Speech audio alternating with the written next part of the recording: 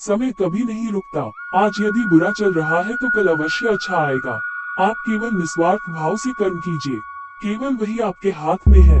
मनुष्य कितना भी बुरा क्यों ना हो, परंतु उसकी परछाई सदैव काली होती है। मैं श्रेष्ठ हूँ, यह आत्मविश्वास है, लेकिन सिर्फ मैं ही श्रेष्ठ हूँ, यह अहंकार है।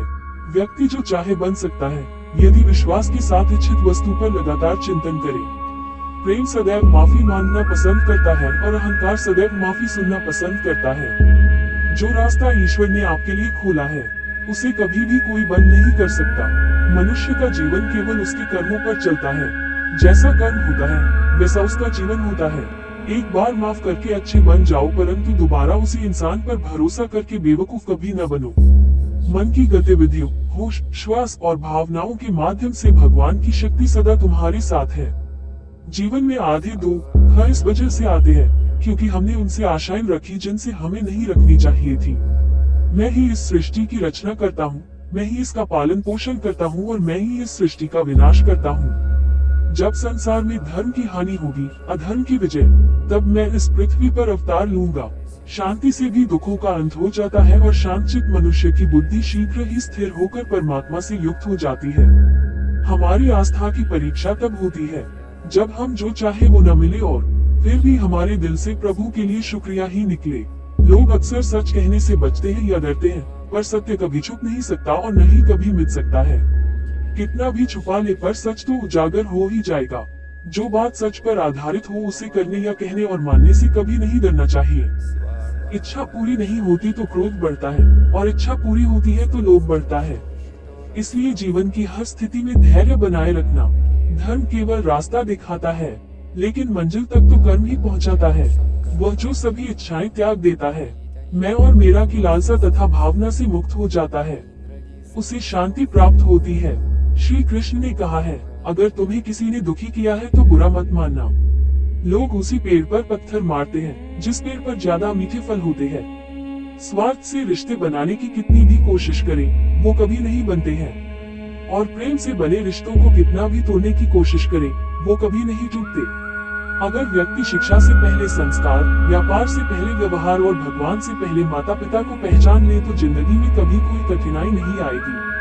जिस मनुष्य ने जवानी में बहुत पाप किए हैं उसे बुढ़ापे में नींद नहीं आती। श्री कृष्ण कहते हैं कि मनुष्य को अपने मन को बार बार समझाना चाहिए कि ईश्वर के सिवा उसका कोई नहीं है।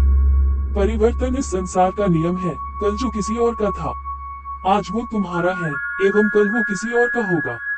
विषयों का चिंतन करने से विषयों की आसक्ति होती है, आसक्ति से इच्छा उत्पन्न होती है और इच्छा से क्रोध होता है, क्रोध से सम्मोहन और अविवेक उत्पन्न होता है।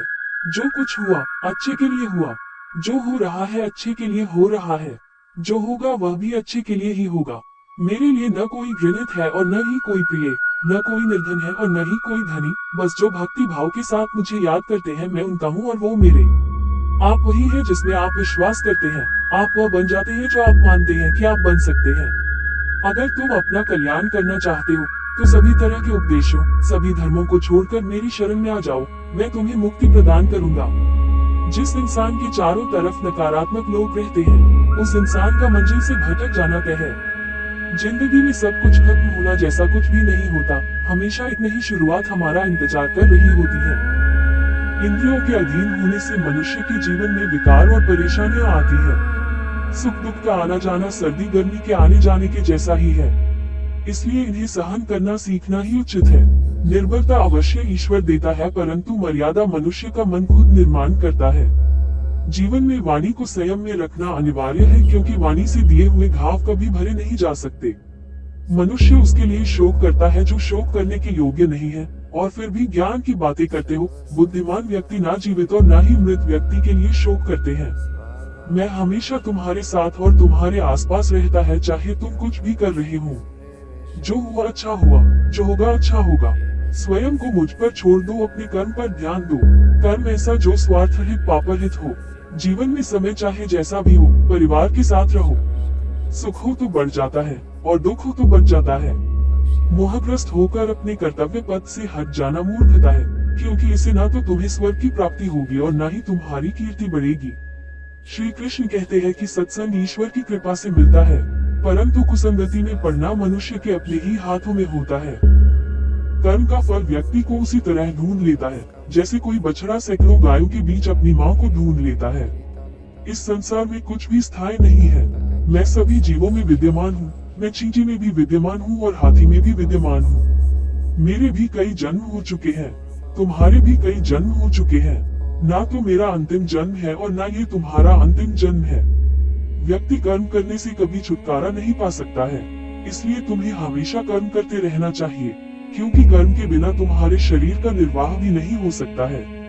परिवर्तन ही संसार में स्थायी है, इसलिए परिवर्तन से नहीं भयभीत नहीं होना चाहिए। जो लोग दूसरों की सहायता करते हैं, ईश्वर उनकी सहायता करते हैं। जब ये संसार ही स्थायी नहीं है, तो इस संसार की कोई वस्तु कैसे स्थायी हो सकती है। आत्मा शरीर को वैसे ही छोड़ देती है जैसे मनुष्य पुराने कपड़ों को उतारकर नए कपड़े धारण कर लेता है। मन शरीर का हिस्सा है। सुख दुख का एहसास करना आत्मा का नहीं शरीर का काम है। मान अपमान, लाभ हानि, गम और खुशी सब मन का खेल है।